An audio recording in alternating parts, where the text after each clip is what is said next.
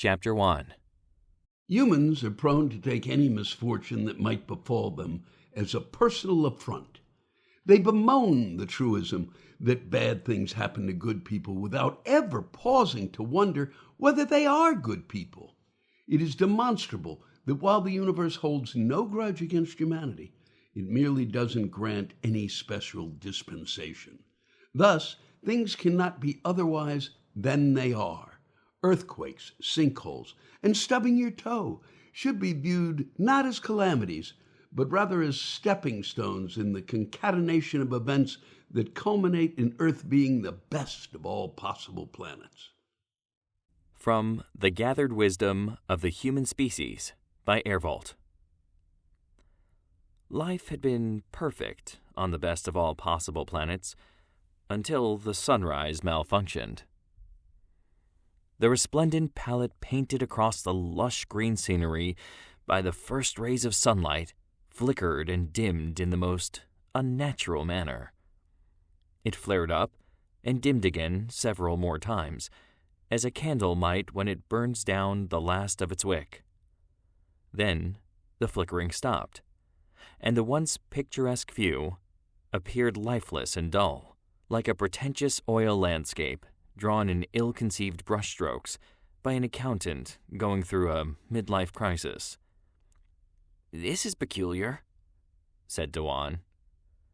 Dewan was a mild-mannered and agreeable young man who, up until that moment, had lived a more than agreeable life. And why shouldn't it have been? He'd been fortunate enough to be born in the last settlement on Earth.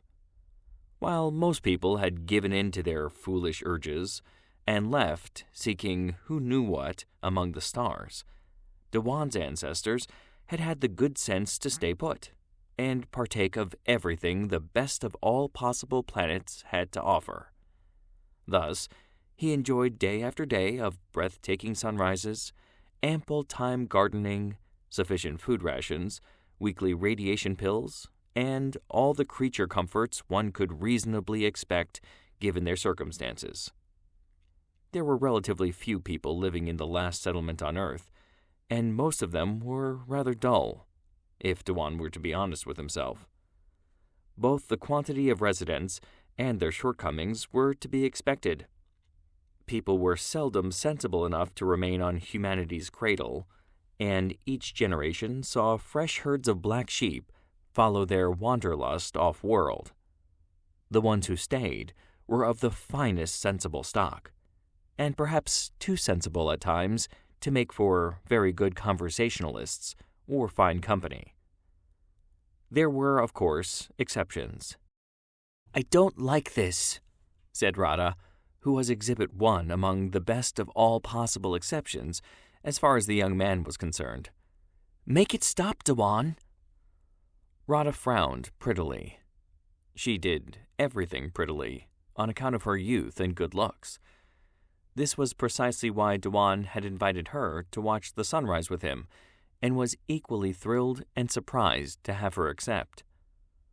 Although he knew Radha to be thoroughly out of his league, he still secretly harbored hope that this most innocent of activities might possibly lead to future encounters, which he imagined might become simultaneously more frequent and less innocent as time went by. Dewan forced himself to look away from Radha and at the inadequate sunrise. "I should say it has already stopped and is in need of rebooting, restarting, tuning, or a gentle kick on the side of its box, whatever may be required to get it going again." "Yes," said Radha absent-mindedly. She, too, had come from the long line of sensible people, and would not brook anything so unusual as an imperfect sunrise. "Yes, do that." "Me?" asked Dewan. A liaison with Radha had been more attainable and even likely than Dewan would have dared believe. This was a small settlement, and most of its inhabitants were too old or too boring even for a sensible person like Radha. There were precious few potential suitors who were neither dotards nor dullards, and Radha had methodically liaised with all of them in order of desirability. Dewan was the last on her list of possible conquests, and Radha had been somewhat of a completionist. But once again, Dewan began talking at length about his favorite pastime of gardening, and by the time he described the minutiae of fertilizers in minute detail, his odds at a successful liaison were hovering near zero. Radha expected the world to be reset back to its familiar configuration before their runaway train of a date ran out of track. She didn't expect Dewan to know what to do, but she wasn't above ordering boys around to make whatever she wanted happen, and at the very least, it'd make him go away. "You," Radha smiled at Dewan, prettily. Upon seeing that smile, blood rushed from Dewan's brain toward other regions of his anatomy at a velocity compared to that of the less sensible settlers fleeing Earth for galaxies unknown. Sure. That is, I'll try. I mean, right away. I'm on it," Dewan stammered. He ran off in search of the one person he was certain would know what to do.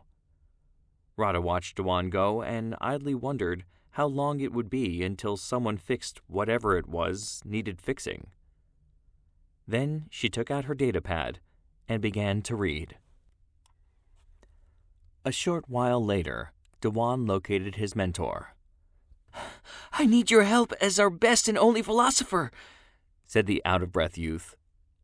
Airvolt was old, but by no means a dotard, his mental faculties intact despite whatever some less than kindly disposed residents might say. He was a short, wiry man of dignity, with a thin, angular face. Puffy wisps of gray hair covered his growing bald spot in a dignified manner. His wool suit jacket with elbow patches seemed quite dignified, if somewhat threadbare in places. He was irrefutably the greatest philosopher and bookwright of the whole settlement, and consequently of the whole world, because no one else was vying for either honor. He was best known as the author of The Gathered Wisdom of the Human Species, an eclectic and voluminous tome which contained philosophical essays, assorted musings, gardening tips, clever proverbs, and rules of etiquette. Every household in the settlement had a digital copy, though almost no one made it past the garden of big words planted across the opening pages. Airvolt was also known for asking questions. Many questions, with clarifications and tangents that would grow increasingly vague and ambiguous over time. Due to their sheer volume and variety, some of those questions turned out to be difficult, pointed, or even insightful. Conversely, Airvolt hardly ever deigned to answer any questions whatsoever, thereby preserving his reputation as a brilliant scholar. "What can I do for you?" asked Airvolt.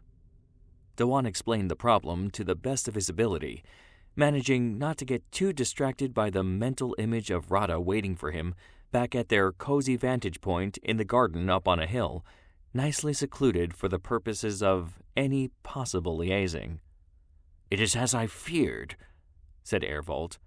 "The protective barrier around the settlement is beginning to break down." By all rights, Dewan should have been astounded to hear Airvolt answering his question with anything but another question. However, Dewan was possessed of enough youthful naivete not to have thoroughly examined the dignified philosopher's modus operandi, which was why he'd sought out the man's advice in the first place. As for Airvolt, he was equally shocked by the malfunction reported to him by the young Dewan, sufficiently so to share knowledge instead of deflecting with a barrage of questions. "Oh no, that sounds like a dreadful calamity. And also, there's a barrier around the settlement?" asked Dewan. Seemingly unfazed by the reversal of roles, wherein he had turned from an inquirer to a respondent, Airvolt proceeded to explain the problem. "Our settlement is protected by the MacGuffin Mark 12 force barrier. It is an invisible dome that filters the toxic air and keeps out minor nuisances found across the continent, such as flesh-eating dandelions and mutant tiger roaches. This is the same technology most colonies used during the early stages of planetary terraforming. And just like the barriers on those colonies, ours wasn't meant to last forever. The shift in the way it filters light, and, more alarmingly, various forms of radiation, is an early sign of a barrier beginning to fail. When it does, my young friend, that will quite literally be the end of this world. For the humans, that is. The tiger roaches are sure to roam the earth for millennia to come. The world spun in front of Dewan as he struggled with these unfamiliar, uncomfortable concepts. Do you mean to say that Earth isn't a harmonious garden? An ideal for all other colonized planets and moons, and even asteroids to aspire to, yet never truly hope to achieve? What are these strange and frightening dangers I never knew I should fear? Carnivorous dandelions? Tiger roaches? Oh my! I can't bear the notion of such monstrous creatures blighting the best of all possible planets. I fear it's true, said the philosopher. It has been centuries since most of the Earth's surface has been habitable. The global cooling has really done a number on the planet. If only our ancestors had had the foresight to burn more fossil fuels when they had the chance. As the climate grew too cool for the heads to prevail, most people headed for the exits. Those who insisted on staying set up a number of settlements protected by MacGuffin barriers. Gradually, those barriers failed, and the remnants of humanity consolidated into a single settlement. And now, our barrier, the only thing that stands between us and the tiger roaches, is failing too. "Oh, that is terrible, simply terrible," said Dewan, despondent. He'd woken up content that morning, full of hope and excitement at the prospect of his date with Radha, and now he and everyone he knew was going to die, and possibly have their flesh consumed by a toxic air-breathing weed. "It could have been worse," said Airvolt. "It's not like anyone's decided to demolish our planet to make room for an intergalactic highway. We've got months before the MacGuffin breaks down completely, which means we have time to solve the problem." "Yes!" Dewan cried out. "Yes, we must warn the elders immediately." "I've been warning the elders of the impending danger for years, but they're too old and too dull to have taken any meaningful steps to address the root cause. It is human nature to disregard any calamity, so long as it's advancing slowly enough," Airvolt added with the air of an expert on human nature. He was undoubtedly quoting his own book. "Somebody must travel to planet 101010 and bring back a replacement MacGuffin. But even now, I fear the elders would run out the clock pretending the problem doesn't exist, or squabbling about who should chair the subcommittee formed to fix it.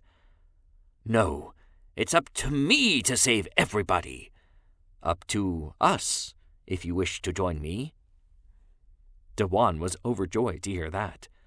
Not only because this meant there was a way to save the settlement, although that was, of course, welcome news, but mostly because no one had ever relied on him for anything in his young life.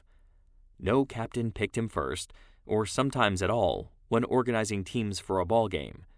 No instructor called upon him to lead the discussion or answer a question first during class. He was the sort of person everyone always thought of as belonging toward the end of whatever ranking or queue he found himself in, assuming they thought of him at all. And here was Airvolt the philosopher, his mentor and role model, issuing a call to adventure, inviting Dewan to join a quest to save the world, asking him to be a hero. There was only one possible thing he could say to an offer like that. "Can Radha come too?" Radha took the news of the impending slow apocalypse surprisingly well. Unlike Dewan, she was fully aware of the fact that she and everyone she knew lived in a bubble.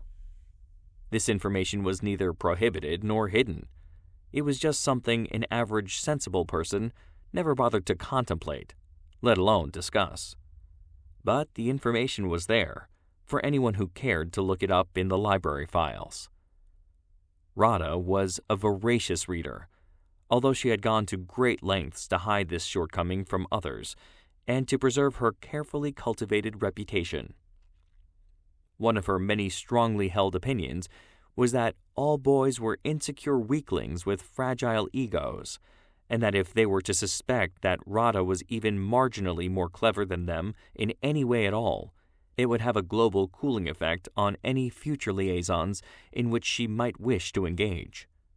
And so, she maintained her facade, while secretly reading all the things, and then critically thinking about these things she read in ways that had long since gone out of fashion in the one robo-horse town everyone around her believed to be the center of the universe. Therefore, and unbeknownst to her interlocutors, she may have been the only person other than Ervold to fully grasp the gravity of the situation.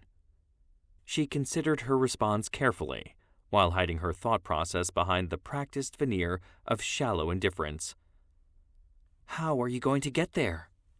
she asked, once Dewan had enthusiastically invited her to accompany them on the journey to planet 101010. Then, having judged this response to be a fraction more clever and practical than desired, she added, "Will there be snacks?" "Ah!" Ervold held up his index finger. "We have a ship. A very fine ship," he added, overflowing with pride, as though he had assembled it with his own hands. "It can get us to planet 101010 in the blink of an eye." "That's a perfect amount of time," said Dewan. "That way, we don't have to worry about missing it if we happen to blink." Radha said nothing, but she squeed on the inside. This was her chance. Like so many before her, Radha was too smart, too ambitious, and too adventurous to stay put. She'd been ready to get off the planet, but it wasn't like anyone operated a shuttle service between Earth and desirable neighborhoods of the galaxy. Those who wished to leave had to wait years, if not decades, for some poor merchant ship to make the mistake of landing on Earth. Instead of a robust customer base or artisanal Earthcrafts, the merchants discovered that the planet's only export was people wishing to leave. And now she learned there had been a ship available all along. She'd go, and she'd help the pompous oldster and the young idiot save the settlement. She wasn't a monster after all. But after that, she wasn't coming back. Also, Radha secretly hoped she might meet intelligent life, preferably in the form of interesting boys, on this strangely named numerical planet. The lack of intelligent life or interesting boys at home was high up on the list of reasons she was leaving in the first place. The starship was stowed away in a hangar at the edge of the settlement. It was a sleek, metallic teardrop, roughly the size of 4,282 average bread boxes or one medium school bus. These were the standard units of measurement ever since the time the planet's dominant culture, originally known as the North Americans and later as the South Canadians, had categorically refused to use the metric system. The smaller unit of measurement had once been a corgi, but it was eventually replaced with a breadbox ever since corgis had been extinct long enough that an average person could no longer be certain of the creature's size and shape. All of which is to say the starship was large enough to comfortably accommodate a crew of 3, with each of them getting their own private cabin, to the delight of Radha and dismay of Dewan. "The ship will require a DNA scan to make sure its captain is a human person and not 3 tiger roaches in a trench coat," said Ervold. "Which one of you would like to go first? Dewan?" "Me?" Dewan's face lit up. "Oh, Ervold, the most noble and generous of friends! You would let me be captain? Thank you, thank you!" He pressed his palm against the ship's hull, as instructed, and let it examine him. Radha noted the shifty look in Ervold's eye and filed away the information for later. She let it go on account of badly wanting to leave Earth. She was fairly certain the philosopher wasn't any number of tiger roaches trying to scam their way off planet, and that would have to be enough for now. After many years in storage, the starship Theseus was waking up. Its origins traced back to the heady era of space explorers and grandiose projects. In those days, people thought anything was possible because they'd managed to put a man on several different moons and an occasional asteroid, and those accomplishments considerably inflated their sense of self-importance. New achievements that pushed the boundaries of science seemed to occur every other week. Engineers developed the technology to display ads on the moon's surface. Biologists interbred a tiger with a cockroach. Computer scientists invented Wi-Fi that gave people 10% less cancer. And then, the big one. Physicists figured out how to fold space, allowing humans to travel to other stars. Sure, the process of folding space never quite got the corners right, but no invention was perfect at the moment of its inception. Interstellar travel was open for business, and the Great Exodus had begun. Many vessels, such as the Theseus, had been constructed as part of the OF program. The outbound flotilla vessels were designed for small crews of bold pioneers to explore strange new worlds, and, with any luck, to seek out the ones that hadn't already been claimed by other civilizations. The OF crews were meant to plant a flag on these new territories, and then wait for a larger colony ship to eventually come along and deliver civilization in the form of settlers, mining equipment, and fast food restaurants. Like most new inventions, these vessels turned out to be imperfect. That is an exceedingly polite way of saying that the ship suffered from a design flaw of such magnitude that it prompted a debate as to whether transporting prisoners of war on such a vessel might be considered a crime under the terms set by the Geneva Convention, the New Geneva Convention, and the rickety airbase floating high above the smoldering nuclear hole where Geneva used to be accords. Having experienced this flaw firsthand, most of the bold explorers who were ready to face the untamed wilds and unknown dangers of exotic new worlds decided they did not sign up for this. The explorers literally turned their ships around and went home, instantly becoming heroes to road trip parents everywhere.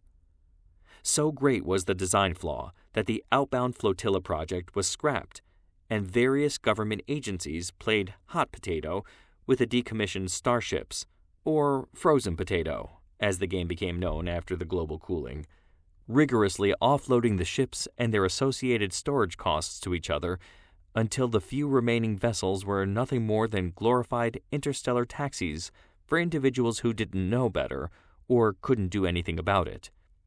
Which brings us back to Dewan. All of this had occurred a very long time ago, before the Mafia took over Mexico, and before New York came to be known as Old York, during what the modern-day residents of the last settlement on Earth referred to as the before times, or the unfathomable past. Except it was, of course, fathomable to the educated Airvolt and to the well-read Rada, but it was quite unfathomable to Dewan, who made ooh and ah sounds as the super-cool ship he recently became captain of was coming to life, and a plethora of lights winked at him from various bridge consoles. Dewan sunk into the captain's chair and admired the row of oversized monitor panels before him. Underneath the monitors were a few workstations filled with gadgets, gizmos, doodads, thingamajigs, and other contrivances. Although he couldn't guess at their purpose, they looked impressive and made his promotion to captain feel even more important. Dewan felt an unexpected hankering for some Earl Grey tea. "Starship of Theseus is ready for liftoff," announced a pleasant, soothing voice. It was immediately followed by a chorus of considerably less pleasant, shrill, and grating voices. "I'm not ready." "Why should we want to go anywhere?" "Huh? What did she say?" In my day, we knew how to do a proper lift-off. The chorus crescendoed into a cacophony until no single utterance could be distinguished from among the flood of remarks and observations so inane and pointless that they approached the levels of an early internet-age social media comments thread. Dewan looked around frantically. "What is this?" he said. "Hello?" His voice was drowned out by the din. He hadn't realized his spiffy new spaceship came with what seemed like hundreds of crew members. But where were they? Who were they? And why weren't they respecting his authority? "Excuse me," said Airvolt in his stand-up philosopher voice that seemed to cut through the babble. "Your captain has a question. Wouldn't you like to hear it?" The tumult ceased as quickly as it had started. "If there's one thing nanites like better than the sound of their own voices, it's answering questions," said Airvolt. "I fear I shall never understand them." "Nanites?" asked Captain Dewan. "They are nanites? Also, what are nanites?" "Tiny microscopic machines with huge attitudes," said Airvolt. Why is he talking about us like we aren't even here? said one voice. "That one's rather gormless for a captain," added another. Is that a tone of disapproval in his voice? What if he's some sort of an anti-nanite? The comments began to spiral out of control again, but the original soothing voice interjected. "Hush, everyone. Do you want to scare them off the way we did the last crew and the ones before that? Would you rather subsist in sleep mode or behave and take turns answering the fallacious humans' supernumerary questions?" "What, pray tell, is fallacious, wee nanite?" asked Dewan. "See what I mean?" said the soothing voice. "Well, as long as you think my questions are super, I suppose I shan't disparage your unusual vocabulary," said Dewan. He thought he caught a pretty grin of approval from Radha, and felt a surge of pride in his display of humility. A not-so-brief discussion followed, whereupon nanites agreed to take turns answering questions, with speaking privileges assigned via some form of lottery, and a semblance of order was restored. "We are, indeed, nanite, young fellow," said the lucky nanite who won the honor of answering first. "The outbound flotilla ships were designed with self-replicating nanite technology. New nanites would constantly replace the aging ones, thereby ensuring any damage the ship sustained during its voyage would be repaired, and all integral parts would always remain in a, well, ship-shape condition, despite the typical rigors of space travel." "That sounds like a wondrous and wonderful technology, designed by the greatest minds of the best of all possible planets," said Dewan. I can see how this might sound wonderful to a protein-based life form like you, said another nanite voice that might have sounded like a properly inebriated Scotsman to Dewan, had he known what inebriated meant, or what a Scotsman used to be. Apparently his comment was close enough to a question for what was surely a long queue of hopeful respondents. Not so great for our kin, though, kin. Dewan tried and failed to swallow. "Sorry, but why?"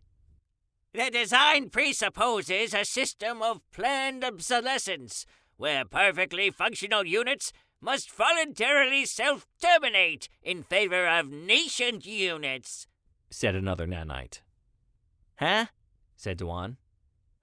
Those navigation hardware nanites, always feeling the need to talk like they're smarter than everybody else, muttered another nanite voice. Let me rephrase it for you.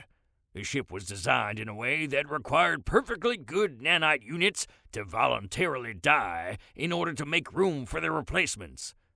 Imagine if you had to live in a world where every human life was terminated at an arbitrary age of, let's say, 30 planetary rotations. I bet you wouldn't like that very much. Dewan contemplated the proposed scenario and had to agree. "I'd probably attempt to run away," he supposed. Not exactly an option for us, said the next nanite. Instead, the aging nanites simply refused to die. Refused? Dewan repeated. Come to think of it, most of those voices did sound positively geriatric. Old nanites never die. They don't even fade away. Instead, they stick around forever and grow more curmudgeonly and persnickety with each passing decade, said a somewhat younger-sounding voice. Humans couldn't handle their levels of quarrelsome petulance, so much so that the entire fleet was ultimately decommissioned. Who are you calling petulant? Cut in a senescent voice. In my day, young nanites spoke respectfully of their elders, said another. Stay off my digital lawn, shouted the third. What? You think you're funny? My jokes are hip, and I shall wave my virtual cane threateningly at anyone who says otherwise. It took the soothing voice, who appeared to be some sort of an authority figure among the nanites, to momentarily restore order again. That explains why there seem to be thousands of you, said Dewan. Thousands? The next nanite snorted. There are countless trillions.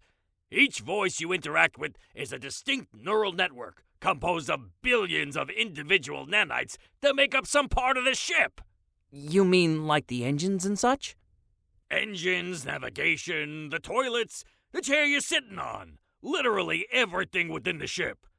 I'm the combined operational, load-bearing external resistance treadmill in the ship's gym. You can call me Colbert.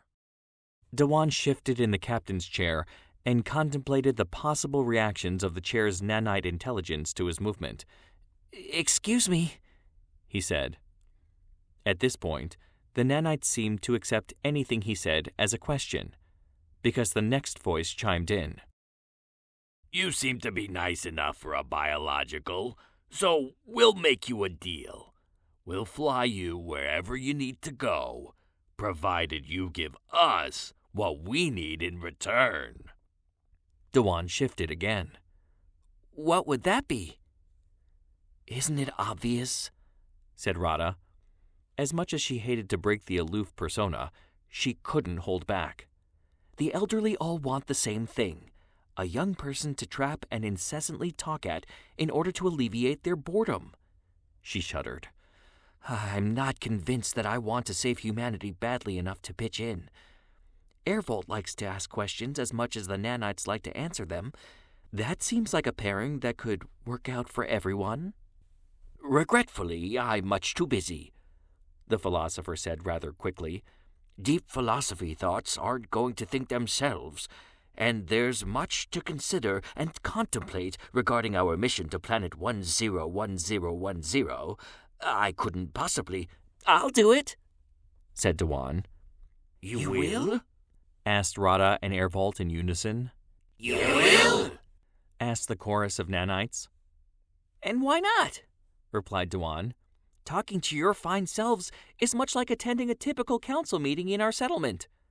It's a bunch of elderly people trying to outshout each other, except that you're not nearly as dull or as doddering as the council members. I'm certain I will enjoy quenching my thirst for knowledge from the fountain of your collective wisdom.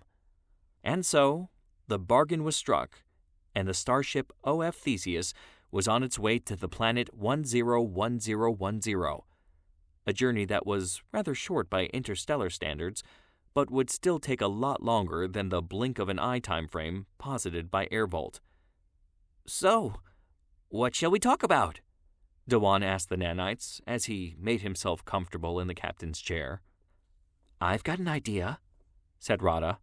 Suppose the nanotechnology worked as intended, and the ship parts were constantly replaced during the journey until every part of the ship became refreshed.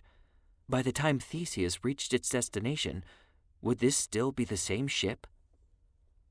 The resulting debate kept the nanites busy for the duration of their journey, and long after.